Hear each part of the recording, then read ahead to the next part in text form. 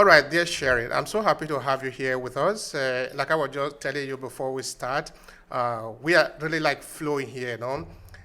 Today, of course, we should have been all sympathizing with what is happening in Ukraine. Of course, I still sympathize with the people of Ukraine for what Russia is doing to them, because that is where we are going to be taking this argument just now. Hello, and welcome to Obehi Podcast.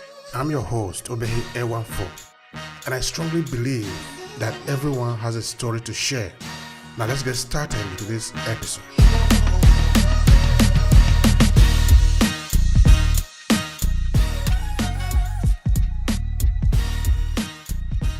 We are dissatisfied with how the Ukrainians treated the African students who were trying to escape a conflict that is not their own. That is actually a summary of what we are going to be talking about today. We are dissatisfied with it. We do not like the way it was. It was handled. Anyway, before we get started now, Sherry, can you tell us a little bit about you, so at least we can have a background of you? Please go. So my background is HR. I've been in the HR world, as you like, 1 foot in and 1 foot out for the last 20 years. And after the murder of George Floyd in 2020, I found myself speaking out just about my experiences and what it's like to be a Black person here in the UK, in a country that still likes to believe that racism is not a thing. And so that I recorded one video. It was in my bedroom on a mobile phone, nothing fancy about it at all. And it started to go viral in the sense of the business world. So it started to go around my connections, and then my connections. And I carried on talking. So one video became 10, became 20, became 100 consecutive days, and then had my story featured in Forbes, became one of LinkedIn's top voices for 2020. HR's most influential thinker for 2021, another LinkedIn top voice for 2022. And I'm basically here just to champion Black liberation. I, have felt for 20 years I was not part of the solution. So as well as working on myself and undoing internalized oppression, I also try and bring people closer to the issue so they too can go on their own journey. That's really very interesting. That is an argument that is hot. And arguments like that usually will take a little bit of time. We would take more time to go in detail to treat it. But you already told me before we started just now that you don't have much time. So we're going to spend less time with me. I don't know how we'll be able to take it, but I want us to stick to the meat that is on fire just now, which is the way that the Ukrainians treated Africans that were trying to run away from the conflict. First, what was your reaction looking at what happened? I think it's a little bit like you said at the beginning, isn't it? Anyone, no matter where they are, who are finding themselves displaced or having to flee their country because of, social, political unrest, war even, should always have our sympathy and empathy. And there were three things in regards to this situation that you talked about. So one is the treatment of basically anyone with melanin in their skin, right? So you had Africans, you had African Caribbeans, you had, Indian people who were all denied or all forced to go to the back of the queue almost because they prioritized white Europeans. So that was and that was starting to show up on Twitter. It was starting to show up on social media, but the mainstream media weren't reporting on it. We wonder why. So that's one angle. Then you had the racism and the bias in the reporting. So how the reporters even, and this wasn't just kind of the West, even, reporters in the Middle East, the way they referred to the Ukrainians, we must feel sympathy for them, these blonde-haired, blue-eyed people that, all of a sudden found, living in civilized countries. So, again, this is this implication that, people who are victims of civil unrest, of war, and have to take refugee status and flee, it's okay if it's in other countries other than white European countries. So it's almost like we accept it, so that was the second thing. And then the third thing around this is the backlash to anybody speaking out about the treatment of African and African Caribbean and in Indian and Asian people in Ukraine, the backlash against people talking out about the bias in the media, because everyone wants to kind of brush over that and basically say racism is so accepted that it's almost like we have to be quiet as people most impacted because, quote unquote, it's Ukrainians are more important, white Europeans are more important. All right, you see, like I said in the intro, we were not supposed to have this second conversation on it now because everybody, of course, would have been talking about what the Ukrainians are suffering. But of course, they are the one that bring the situation now, no? Because if they didn't mistreat the Africans there, nobody would be talking about this. And of course, this is something that is known. Anyway, I'm not going to be the one to answer the question. Actually, I'm going to put the question to you. Are we even surprised that Africans were treated like this in Ukraine, or is it a kind of accident? No, there was no surprises, and my thing is when I started speaking out about it, as you know, because that's how we connected.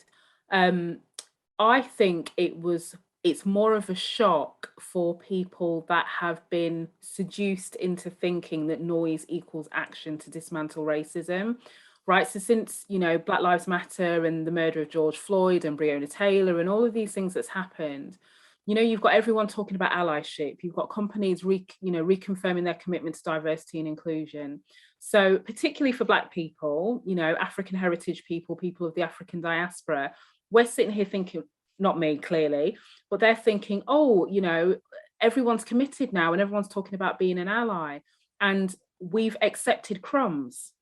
So they've basically gone, we'll just give people a little bit to keep them quiet. And then, so when we saw what happened in Ukraine, but also on the Ukrainian border, look at Poland, look at Hungary. I'm going to excuse Romania because actually they stepped up to the plate. But when you look at the other neighboring countries, what that goes to show is, anyone who thinks that racism disappeared just because social media started reporting on it and people have, posted their hashtags and said, they want to be an ally, are sadly mistaken, and my personal view is that we as Black people, as Africans, as African Caribbeans, African diaspora, we're complicit in that because we've accepted these crumbs. So it's no surprise that this has happened. It happens every day. We just saw it as it's in its extreme version, if you like. Thank you for that. And I think for our fellow European brother and sisters who are looking at the situation, this is not like we are trying to educate you on what is racism, because I don't really like to stay on that line. In fact, I used to accuse people of injustice instead of racism, as it were. Now, what I'm trying to ask you is, how deep really is racism in the European system? It's so deep and so interwoven. And part of, and I think you made a really good point there, is that people get so distracted about racism as behavior. This person has done this and this person has treated me badly. It's like it's more than that. Racism is a system, right? And it's a system that was deliberately designed to ensure that white people stayed at the top of society and got consistent positive outcomes for them, and then everybody else had consistent unfavorable outcomes, right, with Black people being at the very bottom. So imagine that ladder. And it is woven in because what people don't understand is that way of thinking, to think of this idea about favorable outcomes and unfavorable outcomes, right? Then when you think about our legal system, then when you think about our health system, think of how the media portrays people who are different, in inverted commas. Think about Brexit. Think about how we treat immigrants or refugees, people fleeing, Middle East or Africa, for example. All of these things are connected to this idea that white people are superior. That's what white supremacy is. And that idea is baked into the fabric of our society by definition of the fact that we are still seeing the same patterns of unfavorable outcomes today as we did 50 years ago, 100 years ago. Just because we've updated, our phones and we live in nicer houses and, we've got more expensive mobile phones and computers, etc., doesn't mean that racism went away. And, the reason why I speak out so much about it is because our silence means we allow it to keep turning. We allow that system to keep doing its best work, because all it needs is for us to do nothing and accept it. So that's why when people look in shock and say to me, oh my goodness, but I didn't think, in Europe, and, we're grouping a lot of countries together, but they're not really talking about anti-racism. They're not really talking about these things. I just assumed it's because they don't have a problem. And was like, no, because they're wedded to the way things are. That's the difference. And the people who are most impacted collectively are probably not pushing hard enough, like what we've seen in the US or even in the UK. So that's the difference. It's there, it's just hiding. Looking at the demography that we're talking about just now, which is the Africa diaspora, this is a time that you are partly from Jamaica. You understand the story of Marcus Garvey. Now, a lot of people are asking White House to pardon Marcus Garvey. Now, the question now is that why I made mention of Marcus Garvey is that we should understand the importance of certain people in our history, the role they have played, people who have helped us to understand that all of us, we are one, we are going to survive together or we are going to perish together. So a time like this, a time like what the Ukrainians have helped us, Africans in the diaspora and African at home, to understand. What are we supposed to do about it? I think firstly, we need to start asking some questions of ourselves. Do you know what I mean? It's really easy to say, the Ukrainians are really bad or the Polish are really bad because, they didn't let the, African or Black people through or Asian people through, right? But actually, day to day is where racism does its best work. So for everybody who's pointing fingers and going, that's really bad, my counter challenge is, what have you done in your sphere of influence to be able to, it's not even about allyship, it's just to do your best to dismantle racism. So what questions have you asked? Where have you used your voice? How have you amplified people who are using their voice? So all of these things, and where have you stayed silent in the face of injustice, to your earlier point? Where have you not used your influence? Where have you accepted and not challenged? And so the role starts with us. I always talk about this in the same way it started with me. I had to confront some really unpleasant home truths about myself to say, well, Shereen, you work in HR, racism has been a thing for your whole life. Why did you stay quiet? And I stayed quiet because I realized that I'd lived my life seeking the approval of white people because I associated white people with opportunity, with progress. So I'm thinking, providing I do enough to keep them happy, so I'm not too vocal, I'm not too this, and I pull myself back from that and I nod my head. And even when I'm the victim of overt racism, I turn the other cheek. That's fine because that's what I have to do to get ahead, and there's a lot of people who have been in that position. But until we disrupt that, so until I said enough is enough, but I had to liberate myself. So Black liberation isn't about somebody coming and doing it for you. It's about us doing for ourselves in the same way that I had to do for myself. And I continue to do that every day because we're all socialized into white supremacy. It does not matter where we are on the globe. Even if you're in a majority Black country, majority brown country, we're all impacted by this. All right, Shereen, I have a question for you. Now, we are in the West, which means that a certain access to a certain information, we do have it now. Where are we really lacking the possibility of reorganizing ourselves? Because before you respond, I want you to pay attention to the man I made mention of before, Marcus Garvey. Marcus Garvey at the time organized the people together. Up until now, I don't know if I can point at any person who is this big, who is able to pull the people together. And of course, we're not asking White House to pardon him. And I don't really know to what effect that pardon is going to go. I don't know if that is really going to have any effect in terms of how we take our position in the world. Because nobody is going to give you anything. I want to repeat that again in case they didn't hear me. Nobody is going to give you anything. So I go back again. Where are we lacking?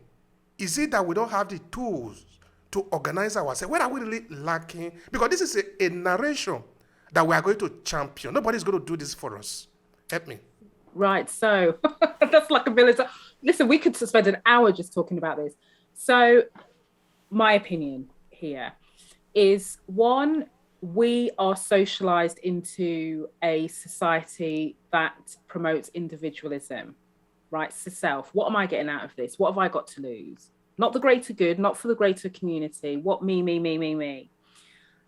We are also socialized into a capitalist society. So everything is structured around the very few, so the top 1%, top 5% benefiting of, if we're, let's be honest, the exploitation of everyone. Do you know what I mean? If you think about the hierarchy within organizations, you know, our education systems, it's all about sifting off so that the very top get to a disproportionate amount of benefit.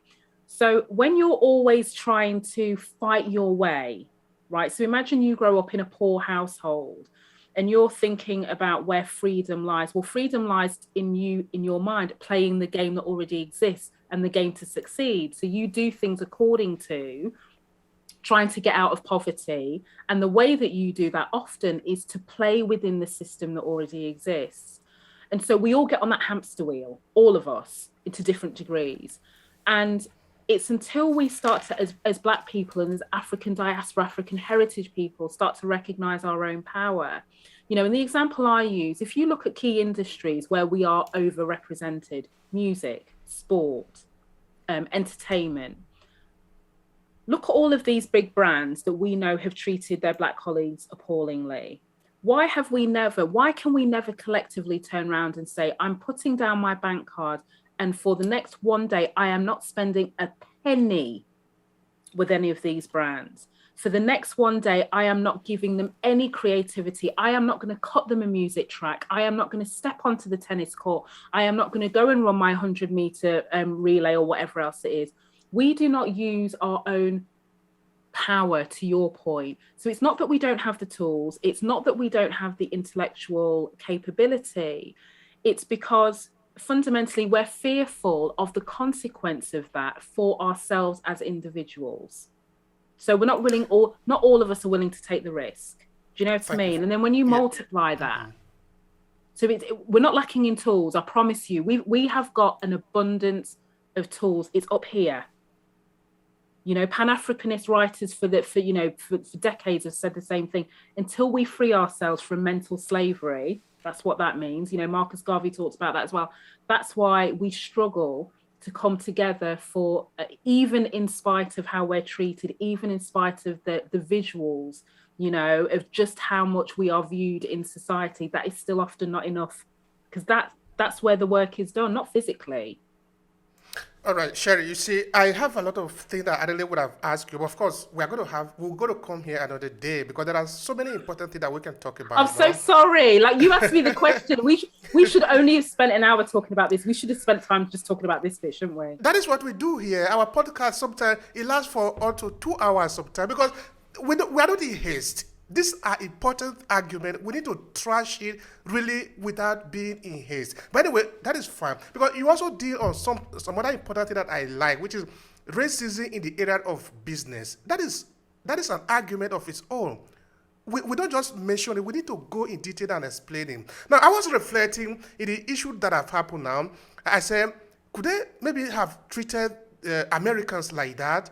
Or maybe people that are slightly a little bit, okay, we are looking at white now, color and all that. Maybe Chinese. Before they could treat Chinese like that, but would they treat Chinese like that now? The answer is no. No. Now, okay. Now, the question I'm actually going here for is, if we organize ourselves, that is where we'll be able to have a position in this world. If we don't organize ourselves, we are always going to suffer. We are always going to ask for help. We're always going to cry. We're always going to accuse other people. But if we organize ourselves, look, for example, I'm sorry, I'm taking it a little bit harsher now. Why in the United States clamoring for no-fly zone in Ukraine? Since we are using Ukraine as an example, they know that the guy on the other end, they are very dangerous because they have something they can put on the table to control the conversation.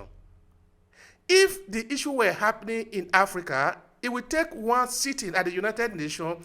It would tell the other country, this is what we are going to do, and they will do it. Because you don't have anything they are going to bring to the table. When it comes to this international relation, like we want to call them, they come with nothing, worthless paper, euro or dollars, Then they go to Africa and they take resources, physical resources. Yes. Yes. And then Now, they sell it back to Africa and they take the profit. yeah. So it means that we really need to be able to understand the game. The game again, you made mention of the game. We need to understand the game that we are playing. It is very important. I interviewed a historian. She's also from Jamaica, UK too, and she talked about this game. It is very important that we understand that this is a game.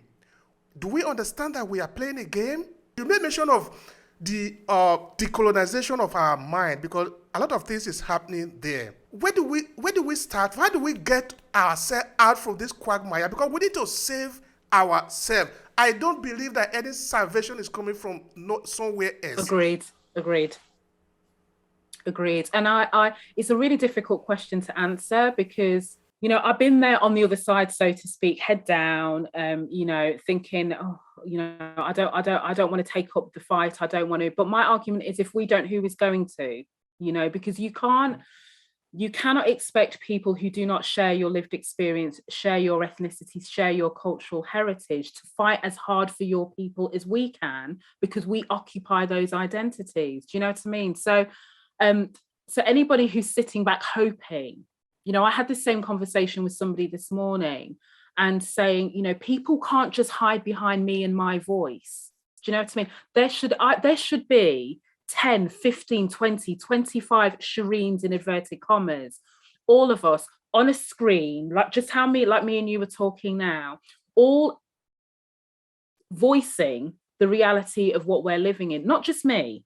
I'm not saying there's not other people, but in the business context, there are very few people who are as vocal as I am. Why? Because they're worried about what they're going to lose. They're worried about the money that they're going to lose. They're worried about the white people that's not going to engage with them. So what they do is they say nothing, but then they send me DMs and going, oh, thank goodness that you're speaking up. If it wasn't for you, X, Y, and Z. And then my challenge is, well, what's right? Well, I won't swear on your podcast, but you can imagine my response, because I'm very direct. And I'm just a bit like, I ain't got time. Like, what do you want me to say to you? So I must do this day in and day out, get trolled, get attacked, and whatever else it is. And you want to sit quietly. You want to benefit from the work that I'm doing, but you don't want to put in. So as people, we have to learn how to put in. So we're not just looking at 1, 2, 3 people. We're not, to your point, that we shouldn't be looking for a Marcus Garvey. We should be saying, how can we tap into the inner Marcus Garvey in all of us and unite that, not just one person, And that is a very important point, no? In that, here we we trash out argument related to Nigeria, for example, in a very harsh sense of it, no? Because the only people we represent are the people, not the authority. When I talk about Nigeria, I'm interested in the Nigerian people, not Abuja. I'm interested in the well-being of my people. That is who I represent. So now the question is, who is better to put his face out there to be insulted? Because after we say all what we have to say, because we don't filter our comment, we say it the way we think about it. And I think that is the way it really should be. Say it the way you see it. Don't be afraid. Of course, I know it's costly. It's costly to be out there, but it's also costly to remain where you are. We are not safe. We are not safe. Our silence does not buy us safety. And then I think until we can challenge ourselves, and I'll go back to the work on ourselves and decolonize this and recognize, how are some of the day-to-day decisions that I'm making? How are some of the day-to-day decisions that I'm making in the business world, the deals that I sign, who I partner with, who I align myself with? Am I actually making a difference to the problem that we know here? Or am I just feeding the game for it to keep on going? But I'm all right. So there's not, and that's a very personal decision. My job is not here to, I always say, my job is not to convince anybody. My job is to tap into people who already feel the same as I do. Do you know what I mean? And that's it, because I ain't got time, in the nicest Absolutely. way possible. Even if I was talking to my past self, I wouldn't have time with my past self. Shereen, when you've made up your mind what you're going to do, then me and you can deal. Right? So now what I say is, I will do whatever I can to align with people who are willing to risk something, back to your point, are willing to risk something for the greater good of our people, if you still need to hide behind me, if you still need to be convinced that it's risk-free to speak up on behalf of your people, you are not ready. And actually your reliability. That's how I feel. And that is correct. That is absolutely correct. Of course, that's something I was going to ask. Anyway, I know that part of it we have already actually trashed. Would have to do with, is there even anything that the Africans in diaspora can do to be free from this sickness? Because I look at it as a sickness of the white people. Is there something? Because, you know, like in the United States, they say, raise your hand, you raise your hand, yet they shoot you. Do I need to go naked on the street so that you know that you, a policeman, you are not in danger of my bare hands? What do African in the diasporas, in the case of the Ukraine issue, what did they do to be that, okay, now you are not qualified to be saved, so we are going to leave you behind? There were these three guys that I read about. I think that was the Washington Post. They told them, you are going to open this door for us or you are going to kill us. The train was moving and they hung on to the train until they have to open the door for them. And when these guys entered into the train, they saw that there was empty space. They could have entered. Yes. Many people were left behind. So the question I'm saying is not like the people that didn't allow them didn't know what they were doing. But on our part, what are we supposed to do so that we can be free, so that we can be saved? I honestly don't know the answer. Like, if I did, do you know what I mean? I would have been there, like, plastering it everywhere. I honestly don't know. I do think, you know, I think podcasts like yours, I think, you know, you seeking out people who are not afraid to speak truth to power, you know, and I always say to people, like, it doesn't matter what you label yourself, whether you label yourself, you know, an abolitionist, a Pan-Africanist, it doesn't matter, providing you're willing to do something, you know. And for many of us, one of the things that doesn't cost us any money to use, we don't need to ask permission to use, is our voice, if nothing else, you know, is our voice, is our collective voices. Because imagine if all the people on the African continent, if all the people in the African diaspora, we all decided to sit down, you know, we decided to not spend our money, we decided to not go to work, but not one person, you know, all of us, to make a point. If we all decided to go and, you know, I don't know, go and support only African continent businesses, I'm just using examples here, but if we all decided collectively, and of course, we're not going to be afraid to say that we are going to have to support African businesses.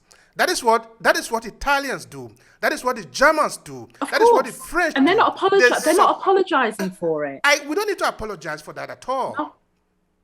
No. And I believe that people have understood this our weakness of not being able to organize ourselves and stand by ourselves. You see, free don't have a price. Until you are willing to pay for the price, you don't deserve to be free. You are just good enough being a slave. For example, look at Germany. Germany, until recently, they didn't think it was necessary for them to rearm themselves. But after what is happening in Ukraine, they decide they are going to arm themselves. They are going to revitalize their military. That is what countries should do. You need to be. Yeah, please go. No, I was going to say, because I was so nodding in my head and I'm not going to forget my train of thought. There's a writer who wrote, what's it called, Powernomics. And there's a line in his book which always stuck with me. And he said, probably Black people are probably one of the only people who will take up the cause for everybody else but themselves. And if you think about what happened after Black Lives Matter, and I always say to people, the key emphasis is on the word Black, right? African heritage, African diaspora, you know, whether you use that term or not, then how many people who were so worried about prioritizing their community went, oh, I stand here for all Black and brown people. I stand here for, you know, Asians. I stand here for this. I stand here. So we're so scared of holding the line on our community because we're caught up in whether it looks like we're anti-white or anti-this or anti-that. But the irony is, to your point, when you look at China Do you think China cares whether the rest of the world thinks that they're, China will do what's right for China and the Chinese people, irrespective of how anyone thinks? We cannot have that single-mindedness. And until we have that single-mindedness, until we are ready to love ourselves, because it starts from here, until we are ready to love and accept ourselves and the skin that we're in, and recognize the most pro-Black thing that you can do is do for your brothers and sisters in whatever way that looks like. Everyone will have their different ways, without apology. Not when Black is trending, not when something is going on, but to say, listen, I'm going to stand. I always say to people, don't talk to me about diversity and inclusion. I'm not interested. That's somebody else's thing. I'm here for my community. And, they go, oh, Shereen, you can't say that. Well, I said, I just did. Okay, so sue me. Hey. I think, I repeat again, the only people who are qualified to have a war around themselves and who can pay for the cost, because everything have a cost, Anyway, the education will continue. Because I know we don't have much time there. No, we don't. We've actually gone over time, which I knew would happen, but no, I really do have to go. I'm actually doing another live broadcast in less than an hour, so yeah, I have to get myself together.